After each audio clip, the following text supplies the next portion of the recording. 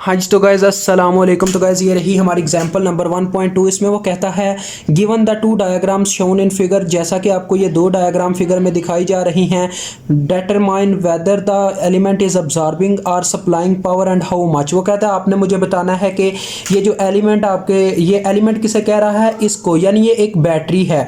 ये जो आपको ये बॉक्स नज़र आ रहा है ना दोनों साइड पे, ये एक बैटरी है। वो कहता है ये एलिमेंट जो है, यानी से वो एलिमेंट के नाम से पुकार रहा है, वो इस बैटरी को एलिमेंट कह रहा है। वो कोई भी एलिमेंट हो सकता है इसकी जगह रजिस्टर लगा हो, कोई भी एलिमेंट हो सकता है। तो वो कहता है वो पावर अब्जॉर्ब कर रहा है या सप्लाई कर रहा है। अब गाइस मैं आपको बताता चलूं, पावर के तीन किस्म के फार्मूले होते हैं, हम कोई भी इस्तेमाल कर सकते हैं, लेकिन यहाँ पे हमारे पास एक ही फार्मूला इस्तेमाल होना है, power is equal to voltage into current. ठीक हो गया गाइस। तो अब हमने पावर फाइंड आउट करनी है, तो देखें हम कैसे करते हैं। तो सबसे पहली बात गाइस, पैरेलल में वोल्टेज सेम होते हैं। पैरेलल क्या होता है जी, अब ये देखें, जो पैरेलल, जैसे आपको पैरेललोग्राम का पता होगा, उसकी आमने सामने वाली साइडें क्या होती हैं, पैरेलल होती हैं, यानी ये साइड उसकी सामने वाली साइड के पैरेलल होती है, और उसके बाद ये साइड इसके साथ पैरेलल में होती है। तो इसी तरह से देखें, ये 2 वोल्ट यहाँ पे है, वही साइन देखें, वही साइन और वही वोल्टेज की क्वांटिटी यहाँ पे है। कैसे? क्योंकि पैरेलल में वोल्टेज सेम होते हैं। देखें ये बॉक्स, ये एलिमेंट है, ये बैटरी है, इन्होंने बस ये ना इसकी शेप थोड़ी इस तरह से दिखाई हुई है। वो जो एलिमेंट इन्होंने बनाया हुआ ना स्टोन टाइप का, वो बैटरी है।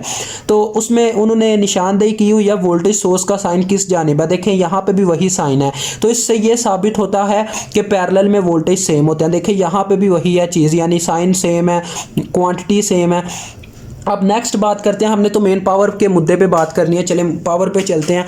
अब गाइस देखें, पावर वोल्टेज इनटू करंट होता है। यहाँ पे वोल्टेज एलिमेंट के क्रॉस कितने हैं, 2 वोल्ट हैं। तो अब आप डायरेक्ट गलती करते हैं, अक्सर बच्चे यहाँ पे डायरेक्ट 2 पुट कर देते हैं, तो ये उनकी सबसे बड़ी गलती है। वो कैसे कि करंट हमेशा डिसाइड करती है कि वोल्टेज के साथ कौन सा साइन आएगा। देखें करंट, इसके नेगेटिव पोल, इसे पोल कहा जाता है ये साइन को।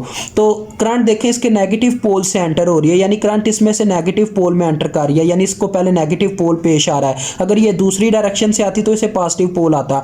तो नेगेटिव पोल में अगर करंट एंटर करे तो हमेशा वोल्टेज नेगेटिव में लिया जाता है, चाहे उसकी जो भी क्वांटिटी है उसके साथ साइन नेगेटिव कर दिया जाता है, यानी साइन डिपेंड करता है करंट की डायरेक्शन पे। आगे करंट की क्वांटिटी इसके साथ मल्टीप्लाई हो जाएगी, जो कि 4 है, तो -8 वाट आ गया। अब जो पावर माइनस में आती है वो हमेशा सप्लाइड होती है, तो उसको किस तरह से शोन किया जाता है, आपने नेक्स्ट स्टेप में करना होता है कुछ इस तरह से, पावर सप्लाइड लिखना होता है आपने इस तरह से बॉक्स के अंदर, और माइनस का साइन हटा देना होता है, क्योंकि सप्लाइड का मतलब ही माइनस का साइन होता है, यानी कि सप्लाइड शो करवा देता है कि इसका जो नतीजा आया था, यानी जो इसकी क्वांटिटी आई थी वो माइनस में थी।